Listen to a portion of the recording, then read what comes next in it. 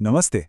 कभी सोचा है कि भारत का संविधान, ये जो इतनी बड़ी और अहम किताब है, क्या ये एक ही दिन में लिख दी गई? जी नहीं, इसकी जड़ें बहुत गहरी हैं, करीब 200 साल के ब्रिटिश शासन में फैली हुई हैं। तो आज हम इसी ऐतिहासिक सफर को समझने वाले हैं, कंपनी रूल से क्राउन रूल तक, और देखेंगे कि कैसे उन पुराने कानूनों ने आज के हमारे आधुनिक भारत की नींव रखी। अच्छा, कहानी शुरू करने से पहले एक बहुत जरूरी सवाल को समझना होगा। आखिर अंग्रेजों को भारत पर शासन करने के लिए इतने सारे कानून बनाने की जरूरत ही क्यों पड़ी? तो देखिए, इसका जवाब छिपा है उनके व्यापारी से शासक बनने के उस लंबे सफर में। कहानी में असली मोड़ आता है 1764 की बक्सर की लड़ाई के बाद। यहां ईस्ट इंडिया कंपनी को मिलते हैं दीवानी राइट्स।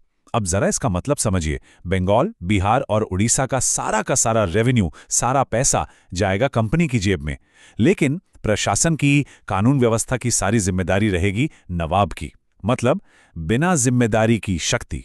और इसी बेलगाम ताकत को काबू में करने के लिए ब्रिटिश संसद को बीच में आना पड़ा। अब देखिए, इस पूरी 200 साल की कहानी के ठीक बीच में एक ऐसी घटना है जो सब कुछ बदल देती है।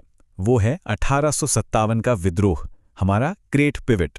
इससे पहले का जो दौर है वो है कंपनी रूल, जिसका एक ही मंत्र था, सेंट्रलाइजेशन, यानी सारी ताकत एक केंद्र में रखो।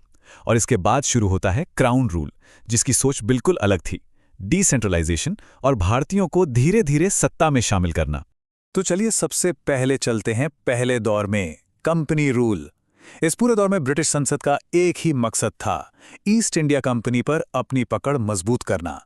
क्योंकि अब वो सिर्फ एक व्यापारिक कंपनी नहीं रह गई थी, वो एक शासक बन चुकी थी। सेंट्रलाइजेशन की शुरुआत होती है 1773 के रेगुलेटिंग एक्ट से।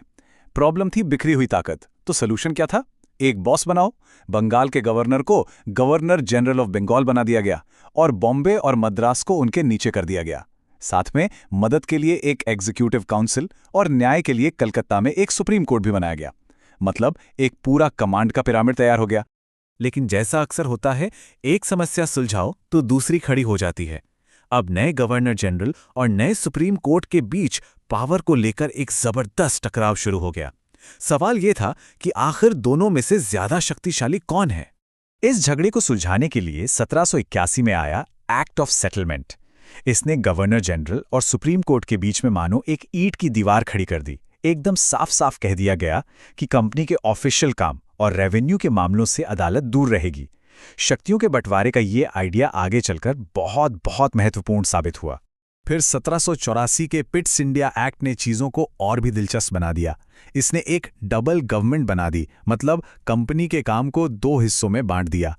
व्यापारिक मामले देखेगा कोर्ट ऑफ डायरेक्टर्स और राजनीतिक मामले देखेगी एक नई टीम, बोर्ड ऑफ कंट्रोल, जो सीधे लंदन में ब्रिटिश सरकार को जवाब देगी। 1813 तक आते आते कंपनी का जो व्यापार पर एक छत्रराज था, उसे खत्म कर दिया गया। इसे याद रखने का एक बड़ा आसान तरीका है, STEM। S से साइंस और एजुकेशन के लिए 1 लाख रुपए, T से टी यानी चाय और चीन के साथ व्यापार का एकाधिकार बचा रहा। E से यूरोपियंस यानी दूसरी यूरोपियन कंपनियों को भी भारत आने की इजाजत मिल गई। और M से मिशनरीज यानी ईसाई मिशनरियों को धर्म प्रचार की अनुमति मिली। और फिर आता है 1833 का चार्टर एक्ट। ये वो पल था जब सेंट्रलाइजेशन अपने चरम पर पहुंच गया, एक असली गेम चेंजिंग मोमेंट। बंगाल का गवर्नर जनरल अब पूरे भारत का गवर्नर जनरल बन गया। बॉम्बे और मद्रास की कानून बनाने की ताकत पूरी तरह छीन ली गई। अब सत्ता की सारी चाबियां एक ही जगह, एक ही इंसान के पास थी। कंपनी राज का जो आखिरी बड़ा कानून था, 1853 का चार्टर एक्ट, उसमें हमें भविष्य की एक झलक मिलनी शुरू हो गई थी।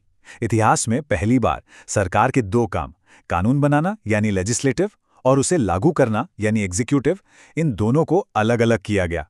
और एक और बहुत बड़ा कदम, सिविल सेवाओं के दरवाजे भारतीयों के लिए भी खोल दिए गए।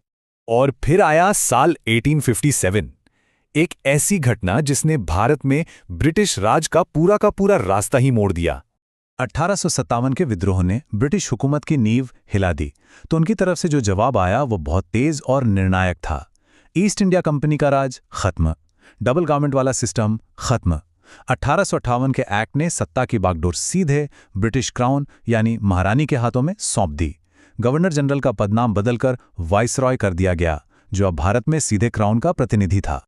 और यहीं से कहानी का दूसरा दौर शुरू होता है, क्राउन रूल का। 1857 के विद्रोह से अंग्रेजों ने एक बड़ा सबक सीखा था कि भारत पर सिर्फ जोर जबरदस्ती से राज नहीं किया जा सकता। इसलिए उनकी रणनीति 180 डिग्री घूम गई। अब जोर सेंट्रलाइजेशन पर नहीं, बल्कि डिसेंट्रलाइजेशन और भारतीयों को साथ लेकर चलने पर था। इस नई सोच की शुरुआत हुई 1861 के इंडियन काउंसिल्स एक्ट से। याद है, 1833 में सारी ताकत एक जगह सिमट गई थी। अब ठीक उसका उल्टा हो रहा था। बॉम्बे और मद्रास को उनकी कानून बनाने की शक्तियां वापस दी गईं। और सबसे अहम बात, पहली बार 3 भारतीयों को वाइसरॉय की लेजिस्लेटिव काउंसिल में नॉमिनेट किया गया। 1909 के मॉर्ले मिंटो सुधार एक दो-धारी तलवार की तरह थे। हाँ, एक तरफ तो इसने काउंसिलों का आकार बढ़ाया और पहली बार सत्येंद्र प्रसाद सिन्हा के रूप में एक भारतीय को वाइसरॉय की एग्जीक्यूटिव काउंसिल में जगह मिली, जो एक बड़ी बात थी। लेकिन दूसरी तरफ इसने मुसलमानों के लिए सेपरेट इलेक्टोरेट की शुरुआत की। ये एक ऐसा कदम था जिसने भारतीय राजनीति में सांप्रदायिकता के वो बीज बो दिए जिसके नतीजे बहुत दूर तक गए। अगला बड़ा पड़ाव था 1919 का मॉन्टेग्यू चेम्सफोर्ड सुधार। इसे याद रखने का एक सिंपल फॉर्मूला है BDD। बी से बाइकैमरलिज्म, यानी केंद्र में 2 सदनों वाली संसद, जैसे आज लोकसभा और राज्यसभा हैं। डी से डायरकी, यानी प्रांतों में एक दोहरा शासन, जहां कुछ विषय भारतीय मंत्रियों के पास थे और कुछ गवर्नर के पास। और दूसरे डी से डायरेक्ट इलेक्शन। पहली बार बहुत सीमित तौर पर ही सही आम लोगों को सीधे वोट देने का अधिकार मिला। 1920 के दशक का आखिर और 30 की शुरुआत में भारत में राजनीतिक माहौल बहुत गर्म था। 1927 में साइमन कमीशन का जोरदार बहिष्कार हुआ, फिर लंदन में गोलमेज सम्मेलन हुए। 1932 में कम्युनल अवार्ड आया और उसके जवाब में गांधी जी और डॉक्टर अंबेडकर के बीच ऐतिहासिक पूना पैक्ट हुआ। इस सारी उथल-पुथल ने अगले बड़े संवैधानिक सुधार की जमीन तैयार कर दी थी। और वो सुधार था 1935 का गवर्नमेंट ऑफ इंडिया एक्ट। समझिए, ये आज़ादी से पहले का आखिरी और सबसे डिटेल ब्लूप्रिंट था। इसने प्रांतों को पूरी आज़ादी दी और एक संघीय ढांचे, एक फेडरल स्ट्रक्चर की नींव रखी। शक्तियों को 3 लिस्ट में बांटा गया, फेडरल, प्रोविंशियल और कॉन्करेंट। ये व्यवस्था तो आज भी हमारे संविधान में मौजूद है। इतना ही नहीं, RBI और फेडरल कोर्ट जैसी संस्थाओं की स्थापना भी इसी एक्ट के तहत हुई। तो इस पूरे 200 साल के लंबे सफर के बाद हमारे हाथ में आखिर था क्या? जब हम इन सारे बिखरे हुए टुकड़ों को एक साथ जोड़कर देखते हैं तो एक बहुत ही साफ संवैधानिक खाका उभरकर सामने आता है। जरा इस ग्राफ को देखिए, ये पूरी कहानी को कितने शानदार ढंग से दिखाता है। ब्रिटिश नीति एक पेंडुलम की तरह थी। 1857 से पहले पेंडुलम एक तरफ गया और सत्ता को पूरी तरह से सेंट्रलाइज किया गया, जो 1833 में अपने चरम पर था। और फिर 1857 के विद्रोह के बाद पेंडुलम दूसरी दिशा में घुमा और सत्ता का धीरे धीरे लगातार डिसेंट्रलाइजेशन होने लगा। सत्ता की पाइपलाइन भी पूरी तरह बदल गई। कंपनी रूल में एक बहुत ही उलझा हुआ डबल गवर्नमेंट वाला सिस्टम था। इसके ठीक उलट क्राउन रूल ने एक सीधी और साफ सुथरी पाइपलाइन बिछाई। अब लंदन में बैठा सेक्रेटरी ऑफ स्टेट वाइसरॉय के जरिए सीधे भारत पर शासन करता था। और आखिर में बात करते हैं हमारी संसद की जड़ों की, जो कहानी 1773 में एक छोटी सी एग्जीक्यूटिव काउंसिल से शुरू हुई थी। वो धीरे धीरे विकसित होते होते 1919 तक एक पूरी द्विसदनीय विधायिका यानी बायकैमरल लेजिस्लेचर में बदल गई। इस विकास का सीधा ताल्लुक आज की हमारी संसद से है। तो आखिर में सवाल यही बचता है, ये जो 200 साल पुराना औपनिवेशिक ढांचा है, इसकी गूंज आज भी भारत के लोकतंत्र में किस तरह और कहां-कहां सुनाई